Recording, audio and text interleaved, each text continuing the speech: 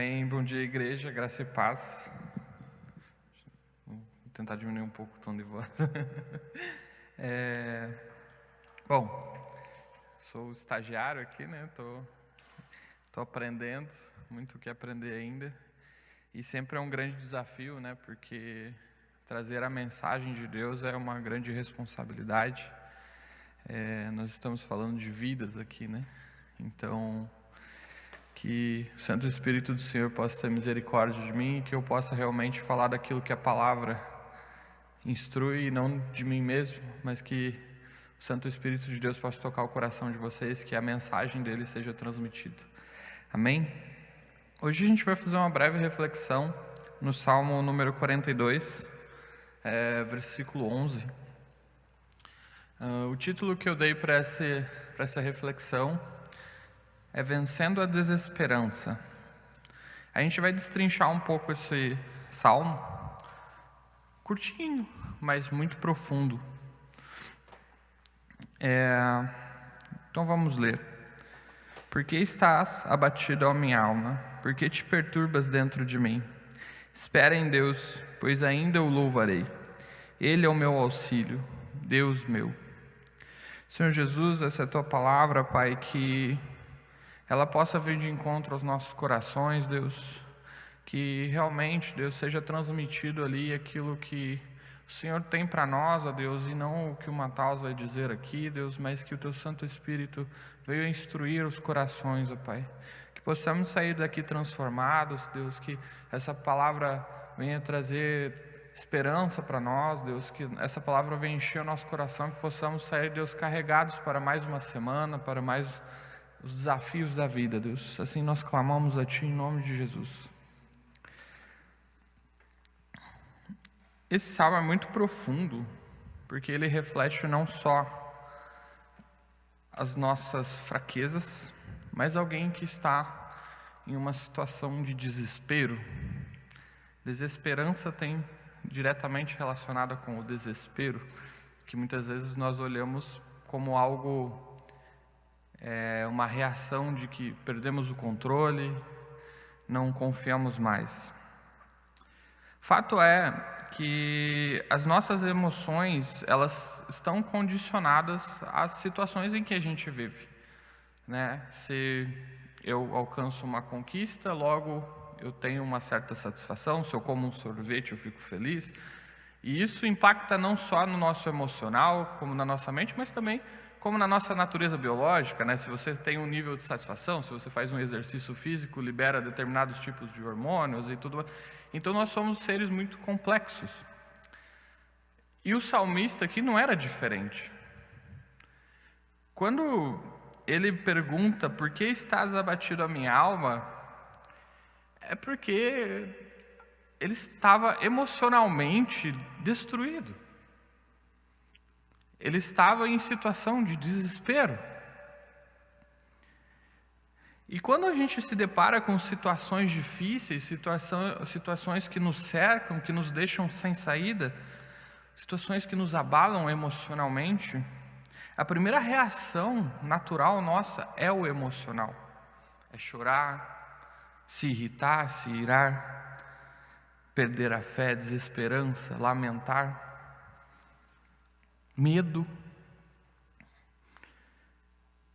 E o salmista, como eu disse, ele demonstra isso questionando a si mesmo. É como se ele estivesse em um momento de oração com Cristo, ou como se ele estivesse em um momento de reflexão, onde ele parasse tudo de uma situação que fugia do seu controle e questionasse: por que a minha alma está abatida? Por que te perturbas dentro de mim? Muito poético, né?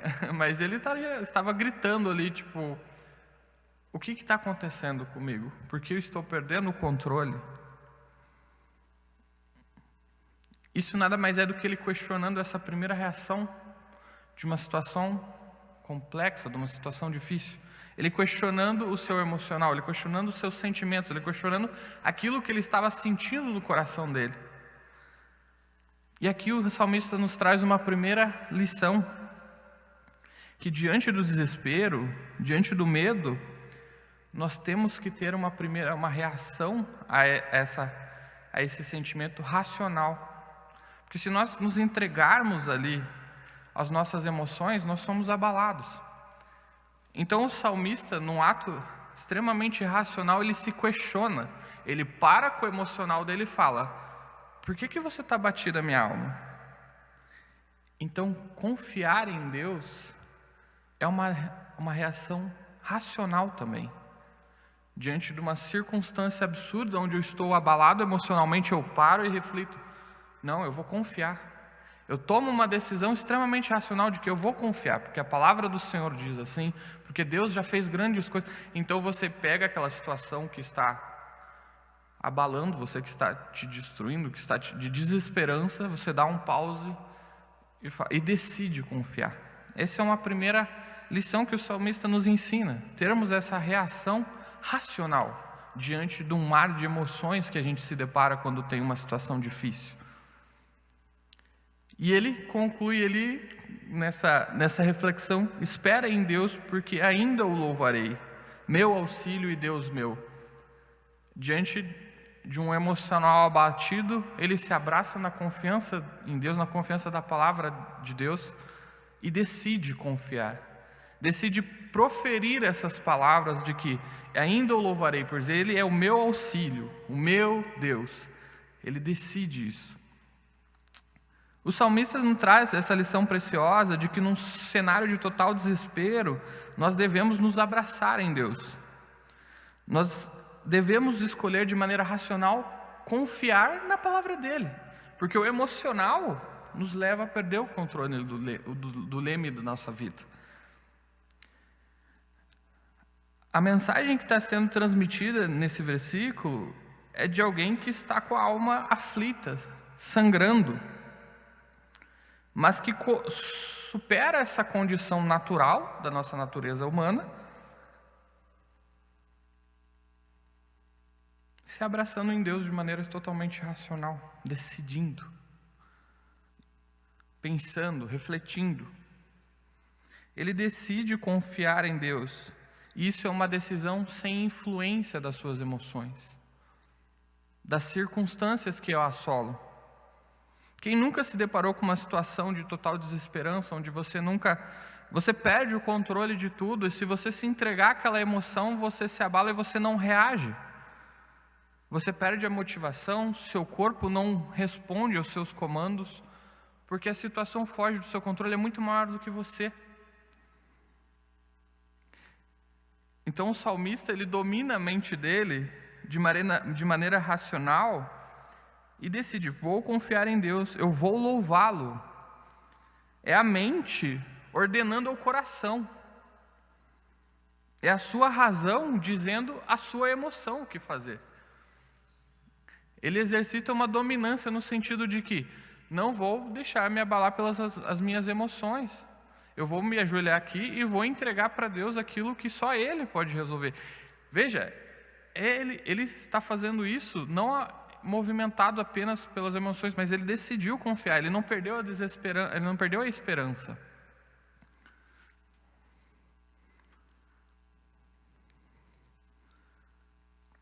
Quando ele faz essa breve reflexão, é como se a mente dele estivesse dizendo para o coração assim: ei, eu sei que tudo parece estar perdido,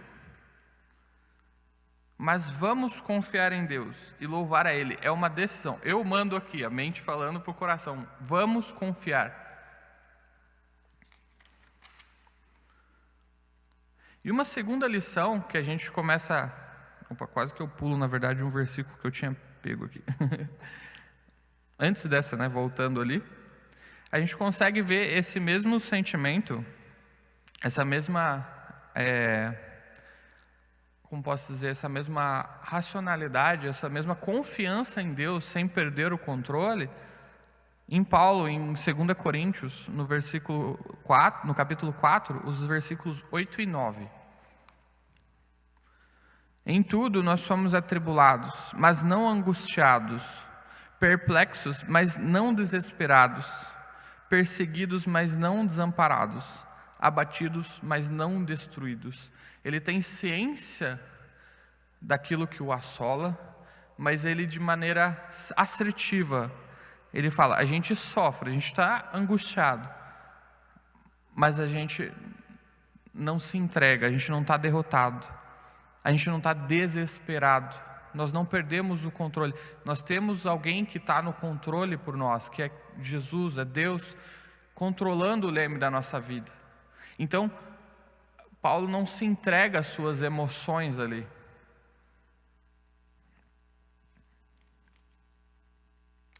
Agora sim, segunda lição que nós tiramos do Salmo 42, 11. Não deixe de louvar.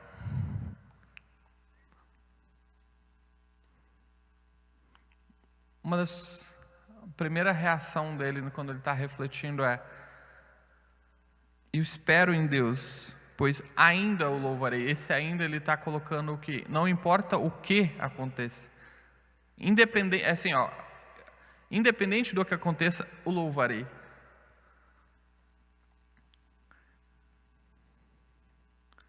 Sabe quando você canta a Deus quase que contrariado, você está num dia péssimo e tudo parece que está errado. É que assim, irmãos, eu sou do louvor, né? Alguns já me viram tocando guitarra ali, e eu sei muito bem o que o salmista aqui está tentando transmitir, porque tem dias, irmãos, que você está tão abalado emocionalmente, porque o dia está pesado, alguma coisa aconteceu, e você tem que estar aqui, e você sente aquela obrigação de estar aqui, mas o teu coração está angustiado.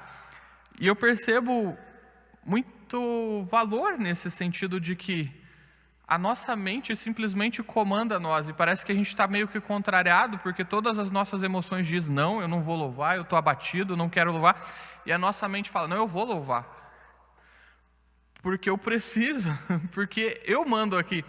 E eu no louvor, muitas vezes, quando estava em situações dessas, eu me sentia assim, o meu coração aflito, de não quero, eu estou magoado com Deus. E a mente me ordena, não, eu vou louvar, eu vou adorar, eu preciso. Eu vou fazer isso, eu estou mandando.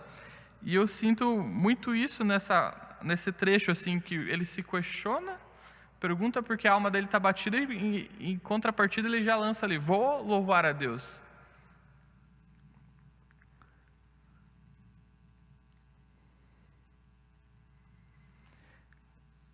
E essa lição que o salmista nos traz, de continuar a louvar a Deus independente da situação, também a gente pode olhar com olhar no sentido de ser racional.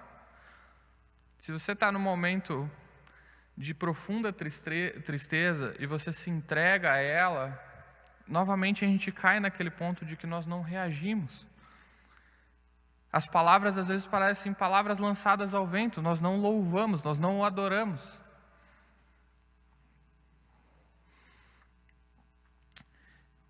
Uma reflexão que eu fiz, né, na verdade, que o Espírito Santo falou comigo enquanto eu buscava esse texto, é a seguinte: o não sentir nada nessa circunstância de louvar a Deus mesmo com as suas emoções abaladas, o não sentir nada, muitas vezes ele é reflexo de um coração ferido e abalado por emoções que foram influenciadas a situação à sua volta, a situação que você foi submetida.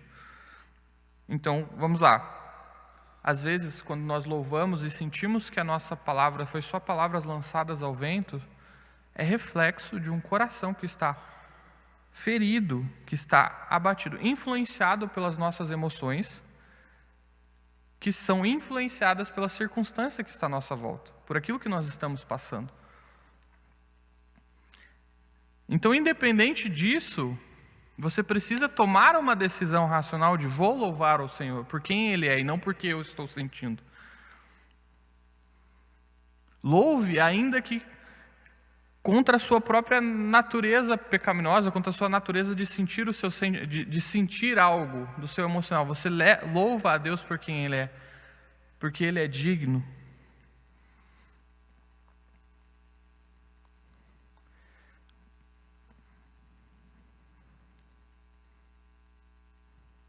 Em Abacuque 3, no capítulo 3, versículo 17 e 18, está escrito assim: ainda que a figueira não floresça, esse é um louvor que a gente canta, né? Ainda que a figueira não floresça, nem que haja fruto na vide, o produto da oliveira minta, e os campos não produzam mantimentos, as ovelhas da malhada sejam arrebatadas, e nos currais não haja gado. Todavia eu me alegrarei no Senhor, exultarei no Deus da minha salvação. Aqui é mais uma vez o reflexo do salmista aqui, né? Essa posição de o que esse texto está dizendo é: ainda que tudo de ruim aconteça, que nada dê certo, eu exultarei no Senhor, eu ainda o louvarei, ainda declararei que Ele é o Deus da minha salvação. Quando eu estava refletindo sobre essa passagem,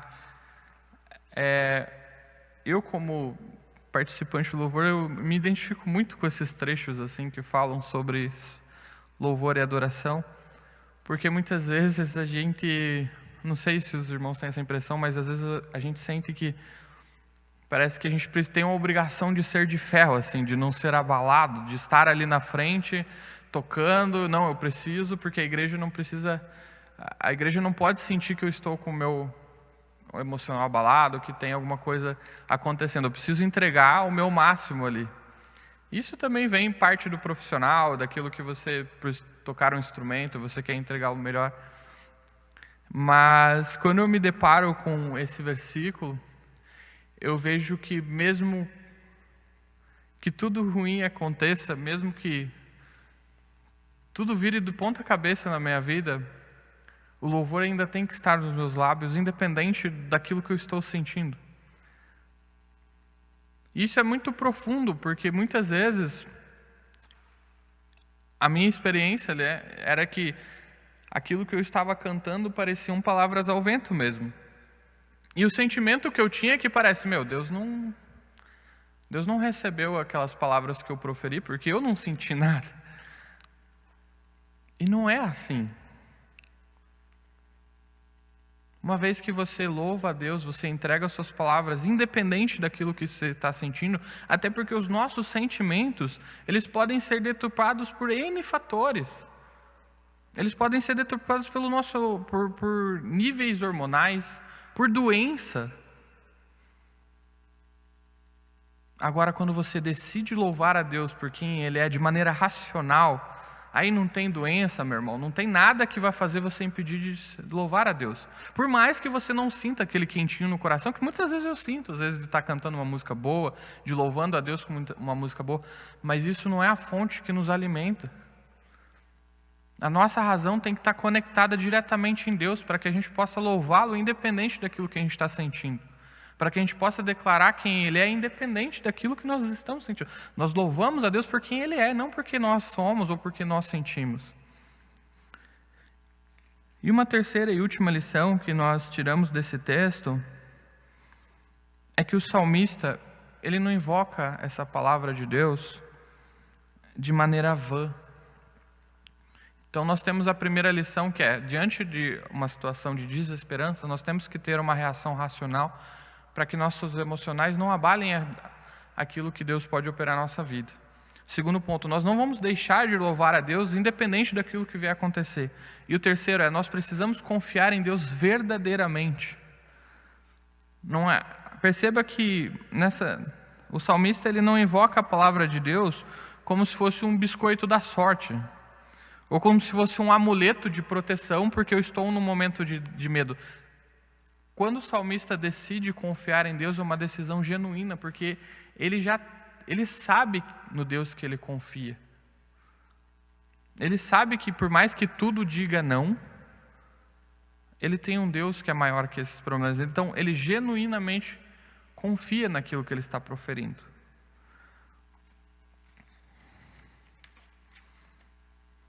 Se você não acredita naquilo que você está cantando, ou naquilo que você está proferindo, naquilo que você está falando, você está mentindo para você mesmo.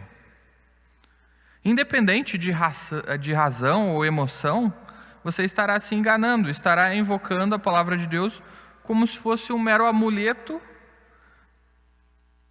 porque você não crê. Você apenas o utiliza como proteção por um medo. Sabe, a vida inteira foi de lar cristão, né, de evangélicos, então eu nunca tive em cima da TV um versículo, eu não sei qual é essa cultura, mas diz que tem... eu tinha amigos que tinham a Bíblia aberta, não sei se era num salmo, mas porque traria proteção para casa. Então, veja que o que acontece quando você invoca a palavra de Deus como um amuleto de proteção para o seu medo, por exemplo. E o desafio que eu queria fazer, igreja, é que se esse é o seu caso, se você muitas vezes, quando profere essas palavras do salmista, ou quando você sabe de versículos decore salteado, e diante de uma situação você simplesmente os profere, mas você não acredita naquilo que você está falando, eu te desafio que você realmente se arrependa dos seus pecados e peça para Deus no sentido de: Deus, eu preciso aprender a confiar em Ti. Eu preciso que aquilo que eu leio e aquilo que eu canto seja verdade na minha vida, independente daquilo que eu estou sentindo ou daquilo que as minhas emoções vão dizer. Eu preciso que a minha razão entenda que você é maior que os meus problemas. Eu preciso acreditar no que eu estou lendo e naquilo que eu estou falando e cantando. Então, ore a Deus para que Ele dê, porque só dele vem esse entendimento, só dele vem essa confiança, só Deus nos ensina a confiar plenamente. E por último, irmãos, eu queria fazer uma leitura, não é muito extensa, mas de um reflexo bíblico disso, na história que eu acho que todos nós conhecemos. Nós vamos lá para Números 13.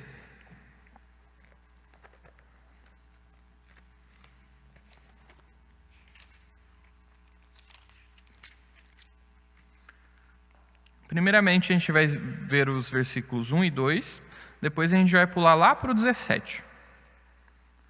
Disse o Senhor a Moisés: envia homens que espiem a terra de Canaã, que eu hei de dar aos filhos de Israel. De cada tribo dos seus pais enviareis um homem, sendo cada qual príncipe entre eles. Enviou-os Moisés do deserto de Parã, segundo o mandado do Senhor. Todos aqueles homens eram cabeças dos filhos de Israel. Aí vamos lá para o 17. Enviou-os, pois, Moisés a espiar a terra de Canaã e disse-lhes: subi ao Neguebe e penetrai nas montanhas. Vede a terra tal como é, e o povo que nela habita, se é forte ou fraco, se poucos ou muitos. E qual é a terra que habita, se é boa ou má. E que tais são as cidades em que habita, se em arraios ou em fortalezas. Também qual é a terra, se fértil ou se estéril, se nela há matas ou não. Tende ânimo e trazei do fruto da terra. Eram aqueles dias das primícias das uvas. Assim, subiram e espiaram a terra desde o deserto de Zim até Reobe, a entrada de Ramate. E subiram pelo Neguebe, e vieram até Hebron. Estavam ali Aimã, Sesai, Talmai, filhos de Enaque. Hebron, que foi edificada anos antes de Zoe, no Egito. Tá. Depois vieram até o vale de Escol, e dali cortaram um ramo de vide com um cacho de uvas, a qual trouxeram 2 homens numa vara, como também romãs e figos. Esse lugar se chamou o Vale de Escol, por causa do cacho que ali cortaram os filhos de Israel. Versículo 25, né?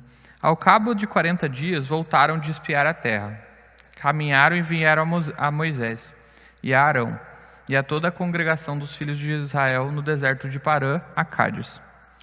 Deram-lhes conta e a eles e a toda a congregação, e mostraram-lhe o fruto da terra. Relataram a Moisés e disseram: fomos à terra que nos enviastes, e verdadeiramente mana leite e mel. Este é o fruto dela.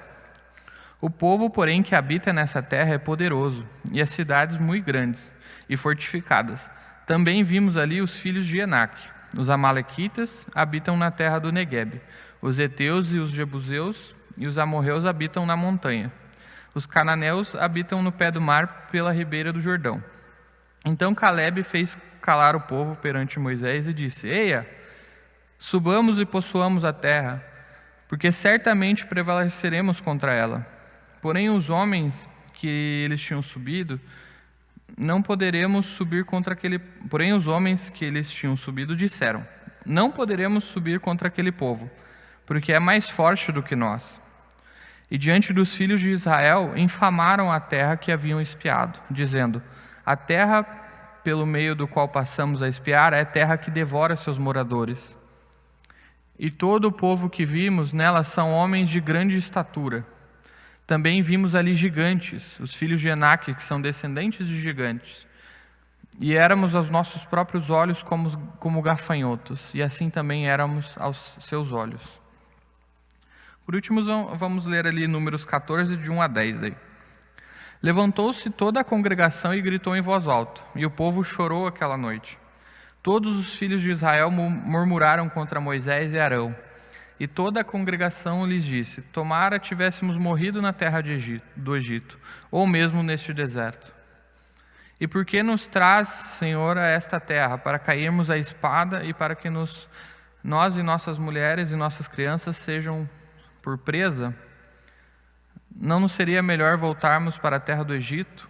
E diziam uns aos outros: levantemos um capitão e voltemos para o Egito. Então Moisés e Arão caíram sobre o seu rosto perante a congregação dos filhos de Israel. E Josué, filho de Num, e Calebe, filho de Jefone, dentre todos os espias da terra, rasgaram suas vestes. E falaram a toda a congregação dos filhos de Israel, dizendo: a terra pelo meio a da qual passamos a espiar é terra muito boa. Se o Senhor se agradar de nós, então nos fará entrar nessa terra e nos dará a terra que mana leite e mel. Tão somente não sejais rebeldes contra o Senhor, e não temais o povo dessa terra, porque como pão os podemos devorar. Retirou-se deles o seu amparo, o Senhor é conosco, não temais. Apesar disso, toda a congregação disse que os apedrejassem. Porém a glória do Senhor apareceu na tenda da congregação e todos os filhos de Israel. Por aqui, que daí depois o Senhor, Deus, se manifesta revolto contra o povo, né, que se revoltou contra ele. Mas o intuito de finalizar o texto aqui agora, é a gente ver reflexo de pessoas em que são movidas por emoções e ver o fruto, no caso de Calebe, nossa, esqueci o nome do outro rapaz. Josué e Calebe. Que decidiram confiar em Deus, na palavra de Deus. Veja, eu imagino que se o cacho de uva era gigante, o povo que comia ele devia ser bem maior, né? Mas eles pegaram tudo que era de bom da terra e extraíram para si como algo bom. E aquilo que trazia medo, aquilo que trazia pavor, eles se abraçaram de maneira totalmente racional no que Deus já havia prometido. O tempo todo eles invocam as promessas de Deus para que o povo confie. E meu irmão, eu acredito que isso não só é emocional, eles não se deixaram abalar pelo seu emocional, mas isso era uma decisão extremamente racional. Josué e Calebe estavam sendo estrategistas ali no ponto de olhar e falar: Deus está conosco. Deus já enfraqueceu aquele povo. E ainda assim, irmãos, nós vemos uma multidão, né, de espias que se entregam às suas emoções e a seus medos, dos gigantes, né, das espadas, e eles influenciam e inflamam o povo contra Josué e Calebe.